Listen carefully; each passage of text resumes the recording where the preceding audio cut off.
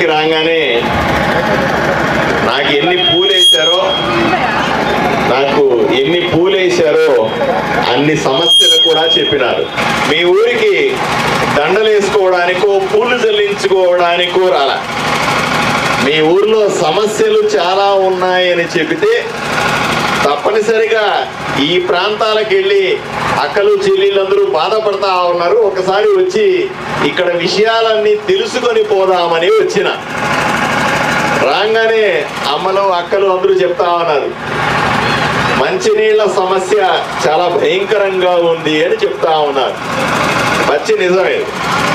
రాగానే అతిపెద్ద సమస్య ఏమిటంటే ఇక్కడ పంచాయతీ సెక్రటరీ అసలు పనే చేయట్లేదు అనే వాదన. సెక్రటరీ రావాలి. ఏం పేరు మీరు? బాబు. బాబు బాగా అసలు పని చేయట్లేదు అనే వాళ్ళు చేయొద్దండి. పని చేయట్లేదా? మీరేమంటారు తమ్ముళ్ళు? ఈయన పని కనబడతాడు ఎప్పుడన్నా ఊర్లో? చెప్పాలి. గ్రామస్తులు ధైర్యంగా చెప్పకపోతే కూడా కుదరదు. పని చేయట్లేదు, పని చేయట్లే, పని చేయట్లే, పని చేయట్లే. ఏమయ్యా బాబు, ఊర్లో 60-70% మంది చెయ్యెత్తి పని చేయట్లేదంటే ఎలా తమ్ముడు? సర్పంచ్ గారు చెప్పండి. సర్పంచ్ గారు ఏమైనా పని చేయమంటే అడ్డం పడతాడా సార్? హలో, ఇప్పుడు సెక్రటరీ చేసే విధానం సెక్రటరీ ఉంటుంది, సర్పంచ్ చేసేది సర్పంచ్ ఉంటుంది, ఇవాడు చేసేది ఇవాడు చేసుకుంటాడు. కానీ చేయొచ్చంటే వైఎస్ఆర్ వాళ్ళు ఇట్లా చేయొచ్చేది. నేను వాస్తవం చెప్తా, ఉంది చెప్తా. వీడు ఎంతమంది ఉన్నారు, అందరూ చేయొచ్చుకొని రేపే ఇతనే ట్రాన్స్ఫర్ పెడతాం. రేపే అయ్యా మళ్ళీ మీకు చెప్తా ఉన్నా, ఇతను ప్రభుత్వ ఉద్యోగి. ప్రభుత్వ ఉద్యోగికి సాధారణంగా పార్టీల సంబంధం. అయ్యా నేను భారతీయ జనతా పార్టీ ఎమ్మెల్యేగా మీరందరూ నన్ను గెలిపించినారు. కూటమిలో ఉన్న వాళ్ళందరూ, ప్రజలందరూ కూడా, చాలా మంది వైఎస్ఆర్సీపీ కార్యకర్తలు కూడా నాకు ఓటేసి గెలిపించినారు. ఎందుకు? అప్పుడు జరిగిన దుర్మార్గాలని కాదని చెప్పి. ఈరోజు సరైన పరిపాలన అందించాల్సిన బాధ్యత నా మీద ఉంటుంది. పంచాయతీ సెక్రటరీ తప్పనిసరిగా పార్టీలతో సంబంధం లేకుండా, తెలుగుదేశం అయినా, బీజేపీ అయినా, జనసేన అయినా, వైసీపీ, అందరి పేదలకి కూడా మంచినీళ్లు కావాలి కదా. అందరికి పేదలకి కూడా డ్రైనేజీలు క్లీన్ గా ఉండాలి కదా. ఉండాలా అవుతా? అందరికీ రోగాలు రాకుండా ఉండాలి కదా. అందరికీ మురుగునీళ్లు లేకుండా ఉండాలి కదా. అందరికీ కూడా మిగతా సదుపాయాలు కూడా కావాలి కదా. కాబట్టి తమ్ముడు, ఆయన ఏమి అడ్డుపడడు. ఆయన మంచి తెలుగుదేశం పార్టీ సర్పంచ్, మంచి సర్పంచ్, పేరున్నవాడు.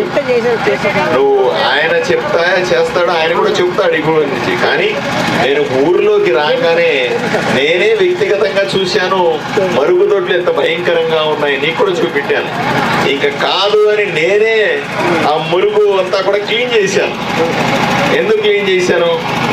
అయ్యా నేను చేయగానే అరగంట చేస్తే మొత్తం క్లీన్ అయిపోద్ది ఊరంతా, నువ్వెందుకు చేయించట్లేదు అని అడిగాను. జీతాలు ఇవ్వలేదు అని అంటున్నాడు.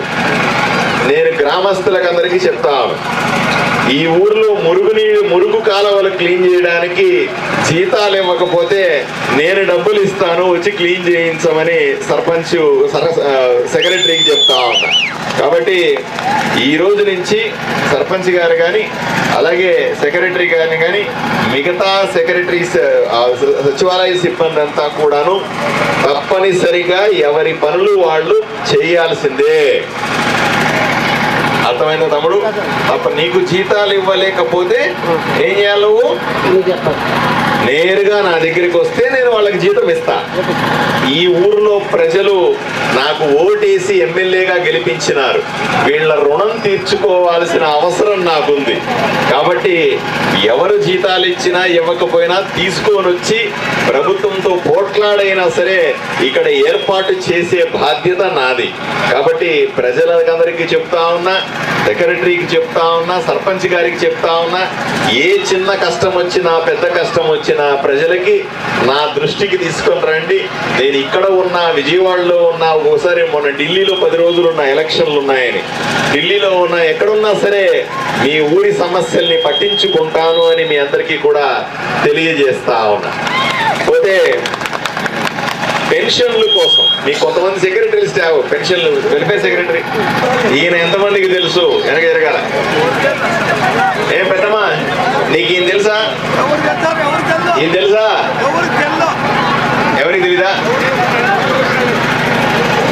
ఈయన బాగా పని చేస్తున్నవాడు అని చెప్పి చెయ్యొద్దండి, చూద్దాం. ఎవరన్నా అసలు పని చేయట్లేదు అని చెయ్యొద్దండి. అసలు ఈయన పని చేయట్లేదు అని ఎవరన్నా చేతులు ఎత్తారా? ఎందుకంటే ఈయనెవరు? మీకు పెన్షన్లు ఇచ్చే మనిషి. ప్రతి నెల 1వ తారీఖు పొద్దున 6 గంటల కల్లా చంద్రబాబు నాయుడు గారు, పవన్ కళ్యాణ్ గారు, నరేంద్ర మోదీ గారు మాట్లాడుకొని 1వ తారీఖునే 4,000 రూపాయల పెన్షన్ ఇంటింటికి పోయి ఇచ్చేటువంటి మొదటి వ్యక్తి ఈయన. అవునా? అందరు స్టాఫ్ ఇస్తున్నాం సార్. అందరు స్టాఫ్ వార్డుల కింద డివైడ్ చేసుకొని ఇస్తారట. వెరీ గుడ్, మంచి అలవాటు ఇది. స్టేట్ అంతా అట్లేదు. స్టేట్ అంతా అలాగే ఉందా? వెరీ గుడ్, మంచి పని చేస్తా ఉన్నారు. ఈ ఊర్లో పెన్షన్లు రావట్లేదు అనే వాళ్ళు ఎవరన్నా ఉన్నారు? ఎన్ని పెన్షన్లు ఉన్నాయి ఇప్పుడు? 243 సార్. 243 పెన్షన్లు, సిట్టింగ్ పెన్షన్లు. ఎన్ని వెయిటింగ్ లో ఉన్నాయి? వెయిటింగ్ పెన్షన్లు 10 ఉన్నాయి సార్. అది లాస్ట్ ఇయర్ అప్లై చేసి ఒక 40 ఉంటుంది సార్. ఇంతవరకు రిలీజ్ 40 మందికి. సర్పంచ్ 40 అంటాడు, నువ్వు 10 అంటావు. అప్లై చేసినాయి సార్. అప్లై చేసిన రెడీ టు అప్లై 40 ఉంటుంది సార్. గౌరవ ముఖ్యమంత్రి చంద్రబాబు నాయుడు గారు స్పష్టంగా చెబుతా ఉన్నాడు, అర్హులైనటువంటి ఏ వృద్ధులకైనా, అర్హత ఉన్న వాళ్ళకందరికీ కూడా పెన్షన్లు ఇవ్వాల్సిందే. గతంలో 5 సంవత్సరాలు 10 సంవత్సరాల్లో వైఎస్ఆర్సీపీ ప్రభుత్వంలో ఏం జరిగింది? నువ్వు తెలుగుదేశం వాడివా, నీకు పెన్షన్ లేవు. జనసేన వేడివా, పెన్షన్ లేవు. బీజేపీనా, అసలు రావద్దు పో అని చెప్పేది. కానీ మనం వచ్చిన తర్వాత ఏమంటా ఉన్నాం? పార్టీలతో సంబంధం లేకుండా, ఈ పార్టీ ఆ పార్టీ తేడా చూడకుండా, ప్రతి ఒక్క వృద్ధుడికి కూడా, ప్రతి ఒక్క పెద్దమ్మకు కూడా, ప్రతి ఒక్క అవ్వ తాతకి అందరికీ కూడా తప్పనిసరిగా పెన్షన్లు ఇచ్చి తీరాలా అంటా ఉన్నాం. ఇక్కడ పార్టీలతో సంబంధం లేదు అని చెప్తా ఉన్నాం. కాబట్టి ఇంకా 40 పెన్షన్లు అదనంగా ఇవ్వాల్సి ఉంది అంటున్నారు. గత ప్రభుత్వంలో ఎవరికైనా సరే కక్షగట్టి రాజకీయ పార్టీలని వేరు చేసి వాళ్ళకి పెన్షన్లు ఇవ్వకపోయి ఉంటే తప్పనిసరిగా ఈ పిల్లవాడు పెన్షన్లు రాస్తాడు. వెల్ఫేర్ సెక్రటరీ అంటే సచివాలయంలో పెన్షన్లు రాస్తాడు. అవన్నీ కూడా ఇతని దగ్గర రాయించుకోవాలి. ఊర్లో ఒక్కరికి కూడా ఇబ్బంది లేకుండా. నేను మళ్ళీ ప్రతి 6 నెలలకు ఒకసారి ఊరికి వస్తా. నేను ఆ టైప్ ఎమ్మెల్యే కాదు. ఎలక్షన్లు అప్పుడు మాత్రమే వచ్చి నాకు ఓటేయండి అని చెప్పి ఎలక్షన్లు అయిపోయిన తర్వాత మళ్ళీ 5 ఏళ్లకు కనపడే ఎమ్మెల్యే కాదు. నేను ప్రతి 6 నెలలకు ఒకసారి తప్పనిసరిగా ప్రతి గ్రామానికి వచ్చి మీ అందరి ముందు నిలబడి ఏం జరుగుతుంది అని తెలుసుకునే ఎమ్మెల్యే. కాబట్టి నేను మళ్ళీ వచ్చే సమయానికి నీ మీద ఎటువంటి కంప్లైంట్ ఉండకూడదు. అందరికీ పెన్షన్లు ఇచ్చేశారండి. అందరూ వృద్ధులకి, అందరూ వికలాంగులకి, అందరూ వితంతువులకి, అందరూ ఒంటరి మహిళలకి, అందరికీ కూడా సరిగా పెన్షన్ చేరుతుంది అనే విధంగా పని చేయాలి తమ్ముడు. ఓకే, చేస్తావా? Very good, very good. Next ఈయనెవరో తెలుసా? ఎవరన్నా తెలిసింటే చెయ్యొద్దండి. తెలిసిందా? Very good. చాలా మంది తెలుసయ్యా నువ్వు, రమేష్. Good, very good. పోతే ఈయన ఇల్లు, ప్రతి పేదవాడికి కూడా ఇల్లు ఉండాలనేటువంటి నరేంద్ర మోదీ కలను నిజం చేయడానికి ఈయన ప్రత్యేకంగా సెక్రటరీగా పెట్టారు. ఇక్కడ ఎవరెవరికైతే ఇల్లు కావాల్సి ఉందో, అంటే స్థలం ఉండి ఇల్లు కట్టుకుంటాము అంటే వాళ్లకు 2,50,000 రూపాయలు ఇప్పుడు మంజూరు చేస్తారు. మీరందరూ కూడా ఎవరికైనా సరే, అయ్యా నా దగ్గర 1 సెంట్ ఉంది, 2 సెంట్లు ఉంది, మా నాయన మా తాత ఇచ్చింది, మాకు సరే 3 సెంట్లు భూమి ఉంది, దాంట్లో ఇల్లు కట్టుకుంటాము అని చెబితే, ఈయన పేరు రమేష్, మీ సచివాలయంలోనే ఉంటాడు. ఆయన దగ్గరికి పోయి అందరూ కూడా అప్లై చేసుకోండి. అప్లై చేసుకున్న వాళ్ళకందరికీ కూడా ఏప్రిల్ మేల మధ్యలో అందరికీ కూడా డబ్బులు నేరుగా అకౌంట్ లో వేస్తాం. అది అటు ఇటుగా నేరుగా నరేంద్ర మోదీ దగ్గర నుంచి వచ్చి ఢిల్లీ నుంచి వచ్చి పడిపోయే డబ్బులు అవి. కాబట్టి అందరికీ డబ్బులు వేస్తాం, అందరికీ ఇళ్ళు ఉండాల్సిందే అని. ఇంకోటి, పాత బిల్లు ఒకప్పుడు తెలుగుదేశం పార్టీ అధికారంలో ఉన్నప్పుడు 2014, 2019 మధ్య అప్పుడు ఇల్లు కట్టుకుని ఉంటే, ప్రభుత్వం మారిన తర్వాత వైఎస్ఆర్సీపీ ప్రభుత్వం రాగానే మీకు డబ్బులు ఇచ్చేది లేదని ఎగ్గొట్టేశారు వాళ్ళకందరికీ కూడా. ఆ ఇళ్ళనికి కూడా ఇప్పుడు డబ్బులు ఇచ్చే ప్రతిపాదన ఉంది. సో దయచేసి పాత బిల్లులు ఇల్లు కట్టుకున్నామండి, ఆయన మాకు బిల్లు పడలేదు అన్న వాళ్ళకు కూడా ఈరోజు బిల్లుల కోసం ఈ రమేష్ ని అప్లై చేసుకోండి. అందరికీ కూడా ఇళ్లకు బిల్లు ఇచ్చేస్తాం, కొత్త ఇల్లు కట్టించడానికి అవకాశం కూడా కల్పిస్తాం. ఇక్కడ జగనన్న కాలనీ వేసారా? ఇంతమంది వేసారా? వేయలేదు. సో ఎవరైనా పేదలు ఉంటే, ఇంకా ఇల్లు పట్టాలు లేవు అనిపిస్తే వాళ్ళకు కూడా మార్చి ఏప్రిల్ తర్వాత కొత్త పట్టాలు ఇచ్చే ప్రయత్నం కూడా చేస్తాం. ఓకే, ఈ ఊర్లో ఎన్ఆర్జిఎస్ పథకం కింద, అంటే పనికి ఆహార పథకం కింద రోడ్లు వేశాం. 16 లక్షలు శాంక్షన్ చేసి రోడ్డు కంప్లీట్ అయిందా? ఈ ఊరికి రోడ్డు శాంక్షన్ చేశాం. ఆయన అంటాడు, రోడ్డు ఎక్కడో బయట వేసారండి, ఊర్లో కదా రోడ్డు వేయాలా అని ఒక ఆయన అంటాడు. లేదండి, కరెక్ట్ గా చేస్తా ఉన్నాము అని సర్పంచాడు. అస్సలు కంగారు పడద్దండి. ఊర్లో ఎన్ని రోడ్లు అవసరం ఉన్నాయో అన్ని రోడ్లు వేయిస్తా.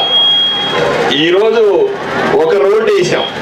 ఈ రోడ్డు పూర్తయిన వెంటనే వచ్చే నెల ఇంకో రోడ్డు శాంక్షన్ చేయిస్తా.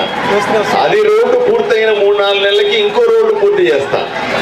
నాకు 5 ఏళ్ళు ఎమ్మెల్యేగా ఉంటే 5 ఏళ్లలో సంవత్సరానికి 3 రోడ్లు చెప్పున 10 రోడ్లు, మొత్తం పెద్ద పెద్ద రోడ్లన్నీ కూడా పూర్తి అయిపోతాయి. ఊర్లో ఇంకా రోడ్లు వేయడానికి అవసరం ఉండలే విధంగా దిబ్బనక్కలని పూర్తిగా రోడ్లు కంప్లీట్ చేసే బాధ్యత నేను తీసుకుంటాను. కంగారు పడాల్సిన అవసరం లేదు.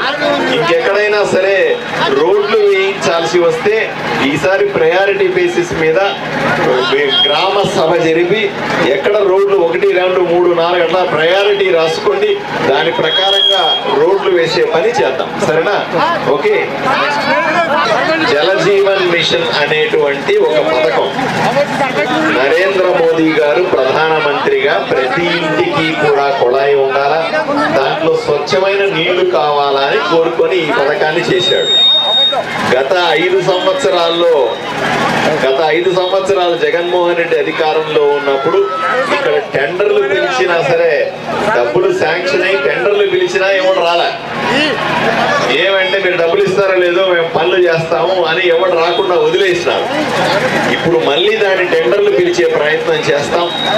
కాంట్రాక్టర్లు తీసుకొని వచ్చి ప్రతి ఇంటికి కూడా వీధి కుళాయి కాకుండా ప్రతి ఇంటికి కూడా నీళ్ల కుళాయి వేయించే రకంగా వెంటనే ఈ ప్రయత్నం చేస్తామని మీకు అందరికీ కూడా తెలియజేస్తా ఉన్నా. ఈ వచ్చే సంవత్సరం 1-2 సంవత్సరాల్లో పూర్తవుతుంది. ఓకే, ఏదో రకంగా మీకు నీళ్ల సమస్య తీర్చాలి, అంతే కదా? సరే, ఏదేమైనా ఆయన సంపు తవ్విస్తాడు, అది తవ్విస్తాడు. అలాగే ఇంటింటి కుళాయిస్తాం. మిగతా అవసరమైతే డబ్బులు తీసుకొని వచ్చి ఊళ్ళో నీళ్ల సమస్య కొంచెం, ఎందుకంటే నాకు అర్థమైంది సుమారుగా 10 సంవత్సరాల నుంచి మీరు నీళ్ల కోసం బాధపడుతున్నారని నాకు చెప్పినారు ఎవరో. 10 సంవత్సరాలుగా ఓపిక పెట్టినారు. 1 సంవత్సరం 2 ఏళ్ళు కష్టం ఉంటది నాకు తెలుసు, కానీ ఓపిక పడితే ఈ టెండర్ల ప్రక్రియ అవి ఇవి డబ్బులు శాంక్షన్ అవ్వడం ఇవన్నీ తీసుకొని వచ్చి ఏదో రకంగా మెరుగైన మంచినీళ్ళు ఇచ్చే బాధ్యతను తీసుకుంటాను. కొంచెం ఓపిక పట్టాల్సిందిగా మీకందరికీ కూడా విజ్ఞప్తి చేస్తా ఉన్నాను. బ్లీచింగ్ పౌడర్ లేదంట, బ్లీచింగ్ పౌడర్ కూడా వేయిస్తాం. మీ ఊరి నిండా సమస్యలు ఉన్నాయని తెలుసుకుని మీ ఊరికి వచ్చినా నేను. మీ ఊరికి వస్తే గందరగోళంగా ఉంటుందని తెలుసు నాకు. మీరు పార్టీల వైపున కొట్టుకుంటారని కూడా తెలుసు నాకు. అయినప్పటికీ కూడా నేను మీ ఊరికే వచ్చి హాయిగా కాసేపు మీతో మీ సమస్యలన్నీ విని తోచిన సమాధానం చెప్పి అన్ని విషయాలు తెలుసుకొని పోదామని వచ్చినాను. కాబట్టి అమ్మలారా అక్కలారా వీళ్ళు ఇట్లా కొట్టుకుంటా ఉంటారు, మీరేం పట్టించుకోవద్దండి. మీకు నీళ్లు తెచ్చి పెట్టే బాధ్యత నేను తీసుకుంటాను, అలాగే రోడ్లు ఎక్కించే బాధ్యత కూడా నేను తీసుకుంటాను. ఎందుకంటే రాజకీయాలు ఎప్పుడు ఉంటాయి.